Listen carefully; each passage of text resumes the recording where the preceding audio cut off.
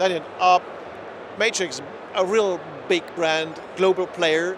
How is it working for you in the markets if you see it global at the moment? What is fitness doing in common, but especially with your company?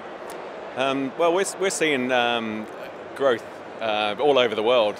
For us, it's been a focus really to both develop the existing markets, the markets that are established in mainland Europe, North America, and some Southeast Asian countries. But also we're trying to focus on developing markets as well. And actually we've grown from 20 subsidiaries to 25 subsidiaries just in the last 2 years. So we focused on some countries that we see as growing very quickly in the future. If I give an example, Poland is one of those where the penetration in that market is still relatively small if you compare it to mainland Europe. But in the future we see some great opportunity there. What about the countries where at the moment we have some weak situation in the economy, like southern part of Europe and so? What is fitness doing up there? Interesting question. I think if I go back again to mainland Europe and the recession, actually the recession I think has probably been one of the best things that could have happened to the industry, because it's created some new players, mainly from the budget sector, who have come in and they've put together a very good value for money proposition.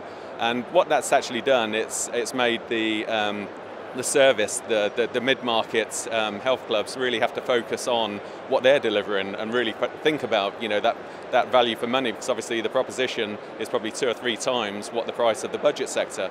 But the budget sector has been great for the industry because in most examples, the successful budget chains, if you look at the members that they're bringing in some clubs it's up to 50%, but on average it's around 30% of their members that join have never been a member of a health club before.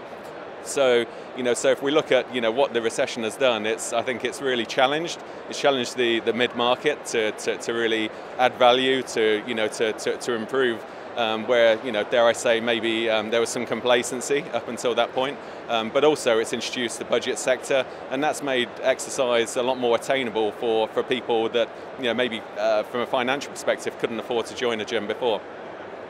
The fitness market is getting also more and more diversified, I think. If you have more and more edges where it's growing, like the medical part, or maybe the old man's part, or of course the hostility things. What is your focus on? You have a lot of brands in the meantime. You bought a lot of brands in the last 12, 24 months. Where's your focus on? We've tried to focus on expanding our portfolio of products. And if I touch on that part first of all, when I joined the company just under 7 years ago, we had around 56 products in our portfolio. Today we have over 500, so we have 7 times the number of products that we had. And the recent acquisition of Magnum, which gave us an opportunity for manufacturing in North America, but it's also a product portfolio that's really added value to our existing ranges. It's expanded those ranges actually into, into what is a real growing trend, and that's getting into free weights and functional training. So Magnum, as an example, has helped us in that more penetrating the athletics clubs, the colleges, the universities, professional sports. But then if I look to the other end of the spectrum, also there's this growing aging population, and maybe Europe is a little bit behind some other parts of the world, but if we look at Asia as an example, let's take Japan. Japan, 1/3 of the population is over 65. 2/3 of the population is over 40, and that's just going to increase and increase. And I think North America is not far behind. I read something a couple of days ago where by 2017, 1 in every 2 consumers in America will be over the age of 50. And if we look at that over 50 consumer, that represents probably 70% of the spending power in North America. So 7 out of every $10 is firmly in the grasp of the over 50s market.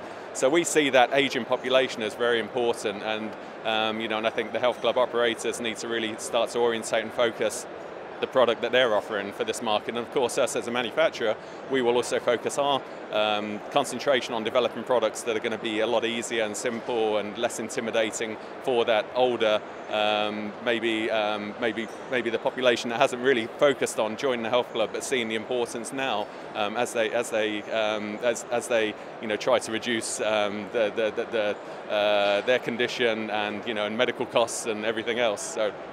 And how do these developments affect the structure of your customers? It's not, of course, not only the gyms anymore. A lot of other parts of the of the economies are coming to the fitness industry to have some offers. What is the development there? The structure of your customer? Yeah, we have a very diversified customer. No longer are we just focused on supplying into health and fitness clubs, but now if we talk about the medical sector, medical isn't necessarily just hospitals. It's active aging centres, it's physio centre, it's preventative maintenance, and that's what we're trying to encourage exercise. Exercise is about preventing illness as opposed to therapy to recover from illness.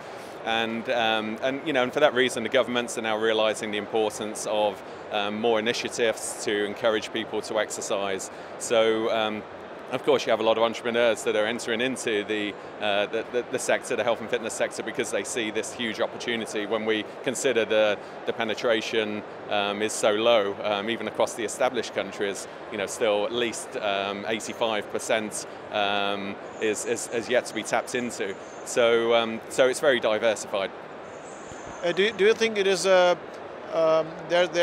is coming up more and more competition between the health clubs and maybe medical offers and other offers which are out of the gym section? You have this emergence now, and again, if we go to the other end of the spectrum, high intensity training, you have the CrossFit, you have the boot camps, which may be a challenge for some of the health club operators, because someone can quite easily take over an old warehouse and they can set up a CrossFit facility with some chains, some tractor tires, and a few ropes. But I think the health club operators also seeing this growing trend, and they can introduce this also into their environment. Boot camps as well. There's no reason why a health club can't take exercise outside. And I think if the health clubs are smart and and a lot more move towards digital, they can help to manage the activity of their member outside of the club as well. And I think if someone really wants to build that holistical, healthy lifestyle, then they can't just focus on exercising in the health club because they have time constraints. Maybe they also need to continue this exercise outside. What about the Asian market? You're have a big expertise over there, out of your history, but of course your company too is very good situated over there. What do you expect of the Asian market? Yeah, Asia is very interesting for us. Being a Taiwanese company, from a cultural perspective, we understand that market very well. We manufacture in Taiwan, we manufacture in China. We have 2 huge manufacturing plants in China, and as I mentioned, with the acquisition of Magnum, also in North America. But China, in terms of the health and fitness market as we know it in Europe, is slightly different. Yes, there are private health clubs, but for us, we're seeing a lot more development in hospitality.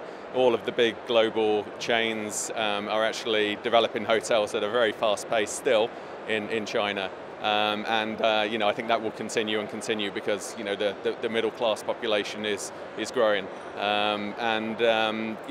Other countries like India, maybe slightly behind China in some respects, but I think probably the average person in some of the other Southeast Asian and India is another example, is probably more educated towards to exercise than people are in China. But I think in the future that trend will change.